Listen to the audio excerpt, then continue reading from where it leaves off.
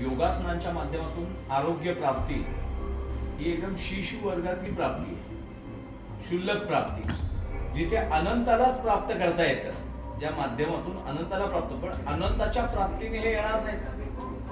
महिना तुमचा मधुमेह कंट्रोल मध्ये येईल, बीपी कंट्रोल मध्ये येईल, संकल्प शक्ती वाढेल, तुम्ही जे जे मागाल ते मिळत जाईल.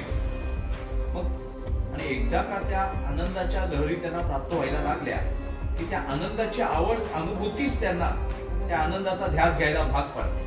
मग क्षणिक मिळणारी अनुभूती, त्या वेळेपुरती मिळणारी अनुभूती दिवसभर कशी टिकेल ह्याचा प्रयत्न, मग ती आठवडाभर कशी टिकेल ह्याचा प्रयत्न, मग कुटुंबात अजून लोकांना कसा आनंद होईल ह्याचा, आणि जे पूर्वी मला योग्य वाटत होतं ते किती बालिश होतं हे कळू लागतं. मी किती थिल्लर होतो, मीच किती चुकीचा होतो. म्हणजे पहिली दुसरी मधल्या आपल्यालाच आपण जेव्हा आठवतो आता, ते आपणच आपल्याला फसतो.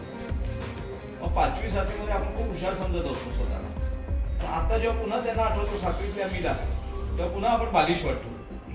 आणि गेल्या वर्षीपर्यंत मी बालिश वाटतोय आता मला, आणि कालपर्यंत पण मी आता बालिश वाटायला लागलो. आता अजून प्रगल्भ होत चाललो जेव्हा तुम्हाला सगळ्यांना भेटतो. अशी एक व्यास वाढत जातो, आणि व्यास वाढला की विवेक जागा होतो. विवेकानंतर मागण्या संपतात, बार्गेनिंग संपतात, मी तूपणाची झाली बोलवणं, एका जनार्दनी श्री दत्त ध्यान हे लक्षात येतं.